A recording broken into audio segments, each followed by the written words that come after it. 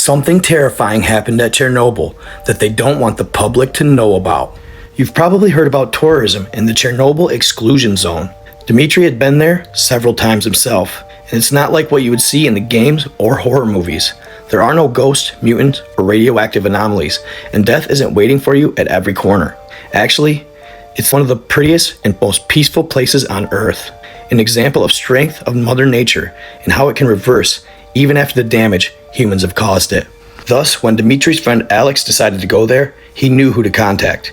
He's a physics student, and right now he's doing some kind of research on nuclear fallout, and he said that he wanted to get some direct measurements and samples, but we both knew that it's just an excuse to go on an adventure. They visited the old power plant, the abandoned city Pripyat, and the surrounding exclusion zone. It was nice, but it would probably just bore you with more details. That part is not important anyway. They were driving on some dirt roads in a forest east of Pripyat when they found it.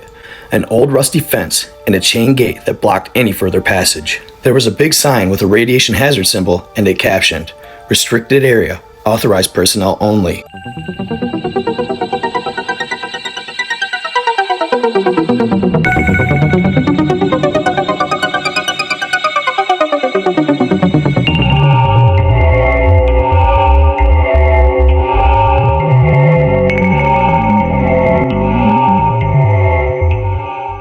There was a pair of massive metal blast doors in the shape of a V, lying in an artificial-looking hill not far behind the fence, with a large white O13 painted on it, and "No entry" sprayed on the top. "What do you think it is?" Alex asked.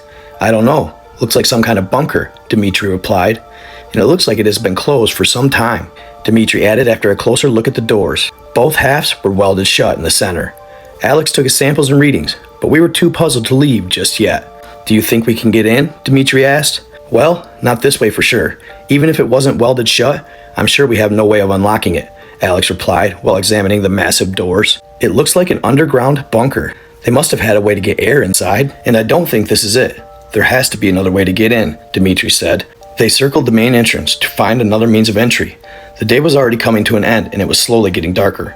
As they were searching, a thought crossed Dimitri's mind. Why would they weld the doors? What's so important inside that they went this far to keep people away? "Look, there's something there." Alex pulled Demitri away from his thoughts. It was a concrete block a couple of meters large with what looked like vents on the sides. As Demitri looked into the vents, he noticed that they were also sealed with heavy-looking steel hatches and no clear way to open them. However, there was also a smaller door labeled Servi Tunnel with a large wheel on the outside. "Should I open it?" Demitri asked. "Yeah, I really wonder what this is. Anyway, we don't have to go in. At least we'll see if the door still works." At first, the wheel wouldn't turn because of all the rust and dirt, but eventually it started to budge and slowly unlocked. Demitri pulled it slowly and it started opening. It was very heavy and took a lot of force. Behind the door, there was a small platform and a tight vertical tunnel with a ladder. What caught his attention was that there was an identical looking mechanism on the inside. Locking mechanism, and it meant that they could lock the door from both sides. But why? We were lucky because if they had locked it from the inside too, there would be no way to get in. Demitri stepped inside and shined his phone light down the shaft. It wasn't strong enough to hit the bottom. The air was damp and old, and there was something that he couldn't identify, a faint chemical-like smell. There was no radiation or any signs of other hazards. "You've got to be kidding me. This is so cool. We have to come back here later and check it out," Alex said. I couldn't agree more. It was almost dark now, so they resealed the door and called it a day, but they promised themselves to return. Demitri immediately tried to do some research when he got home, unfortunately with no success. He even tried to call Pavel, a friend of his who knew the area better than him. Actually, it was he who brought Demitri there for the first time. He couldn't help him either, but promised to ask around. I told him about our plan and asked if he wouldn't go with us, but unfortunately, he was out of the country for a while. A week later, they packed their gear and headed out. They brought some heavy rope, flashlights, glow sticks, gauger counters, waterproof protective gloves, and an oxygen meter and a small emergency scuba tank just in case. And yeah, they're not stupid, so they told their relatives and friends about their trip and when they were expecting to return. They closed the door behind them and they descended down the access shaft. They couldn't know what's down there, and they didn't want to cause a radiation leak or something like that. They eventually dropped down into a concrete tunnel, which enclosed the air vents and some smaller pipes. There was obviously no power, and thus no lights. Good thing they brought their own. They followed the tunnel and reached another door, but this time it was a regular one, not the heavy bunker type. They went through and entered a room with 4 large air pumps and some electrical equipment and controls. The ventilation shaft splits here into two larger ones that ran straight into the ground and two smaller ones that went straight across the room where there was another set of doors. Behind the doors, there was a large hall with numerous boxes, crates, and other cargo just laying around. Behind the checkpoint, they found the main door that they had seen from the outside. Just next to it, there was some heavy lifting equipment. They returned through the checkpoint and took a look at a set of elevator doors. There was a simple map with the layout of the facility floor by floor. We were on floor 0, the main entry hall. There were another 4 floors below us. Floor 1, offices, security, and recreation. Floor 2, secure laboratories. Floor 3, accelerator, clean room, decontamination. Floor 4, experiment site. The map was titled Object 13. It wasn't a military bunker. This was a research site. We took a set of stairs since the elevators were of no use without power. An unsettling thought brushed my mind as we were descending. They probably were moving some supplies and then left them there and took the equipment to the main door. Were they trying to get out? Demitri stepped on another step, but something rolled away under his foot. He lost his balance and fell on his back. His pack luckily absorbed the impact. He looked under his feet to see what caused his fall. Empty bullet casings. This wasn't the sole reason he felt odd about this. As soon as he got to level 1, he noticed every single door was open. Every single one. There was a canteen and a kitchen right at the beginning of a very long, rectangular corridor. Various offices surrounded the corridor. There was the regular stuff, paperwork, old computers, personal belongings, all right there where they left it. Did they leave in a hurry? "Demitri!" Alex called from the other side of the canteen opposite of the corridor. "What?" was all I could say when I followed him to the canteen. There was food still neatly served on the tables, but it wasn't spoiled. It wasn't fresh either. "But how is this possible?" Demitri asked. "I don't know. Maybe it was irradiated or something, but it's not anymore. I checked that. I really don't know, man," he answered, as puzzled as they both were. "Oh, why didn't we just turn back and leave?" Now that I'm writing this, there were so many red flags already. Something really wrong happened down there. But I guess we were too excited and curious. But it was at this point that Dimitri's excitement started to fade and be replaced with an eerie feeling. Nevertheless, they continued and descended down to level 2. The stairwell ended there, and to go deeper, they would have to cross the entire floor to reach another one at the opposite end. There was a security checkpoint and a large blast door that they had to pass to reach the labs. Again, every door was wide open.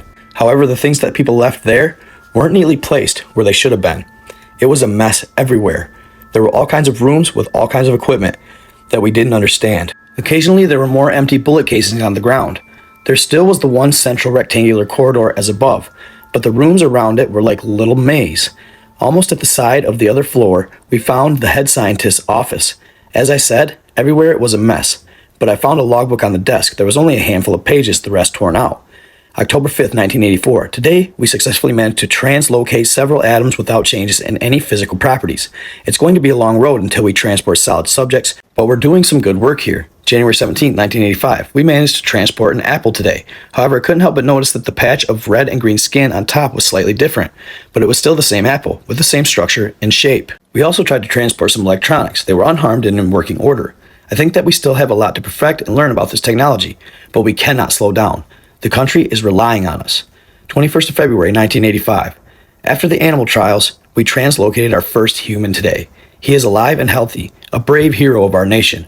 We have proven that this technology works now, but the practicality is still very limited due to the fixed translocation ratio. We still cannot send matter, only exchange the positions of two equally massive objects. I have proposed a new type of device that could possibly achieve one-way translocation of just a single object, but it would need an immense amount of energy. May 1st, 1985. Our superiors accepted my proposal. They're going to build a new, much bigger translocator here in the power plant so we can use a nuclear reactor as a direct power source. There is one more thing. We've now translocated dozens of test subjects. Each one is alive and well, but sometimes they are a little bit, well, different. They sometimes claim that various events in the past happened differently than they really did. Sometimes they claim to know people who don't exist, or more alarming, they know people who they are not supposed to know. The following was written below, with a pencil by hand. Test subject 28 was speaking an unknown language and couldn't understand any real language after the experiment. There was a lot of missing pages after this. 25th of April, 1986. We are going to try to change our approach. It's been more than a year and we're still unsuccessful in eliminating the translocation symmetry anomaly. We still even don't know what is causing it, but we are not going to make any progress this way. Today, we are going to try to access the conduit reality instead. Even though Unit 2, the one we built in the power plant, is still new, we are going to use it for this experiment. Who knows what wonders are waiting for us on the other side. There was one last page in the logbook. On it, it was just a single phrase, written again and again. We let them in. Alex, I think we should go. Demitri said. Man, come take a look at this, he answered. Demitri stepped out of the lab and back into the hallway. There were clothes all over the corridor. Well, what was left of them, they were torn to shreds. No bodies, no blood, just strips of cloth and an occasional shoe or a watch. I looked up and stared down the dark corridor in front of us. Just stood there for a while. It was, I don't know, as if something torn all these people to shreds and then cleaned it up. Except the clothes and other non-organic material. A wave of pure instinctive dread washed over me. I couldn't move. I didn't even breathe. Let's just get out of here, Alex said. We turned around and walked away, slowly at first, but quickened our pace. Our footsteps echoed across the underground structure. We just want to be out of here, man. I just want to be out of here, man. We shouldn't have done this, Alex said. I didn't tell him about the logbook, but my thoughts were cut short after a sudden realization. His voice didn't echo. It was just our footsteps. I think he realized it too, because we both stopped and listened. Nothing, just silence. I stepped forward. Clack. I took another step. Click. There was this door just in front of us, and I forced myself to try something. I closed it behind us as we passed it and placed a glass beaker that I found on the ground on top. I took a step forward. Silence. Maybe it was just an echo after all, I thought. We walked away carefully at first, but then we once again quickened our pace. We turned around a corner, and then it happened.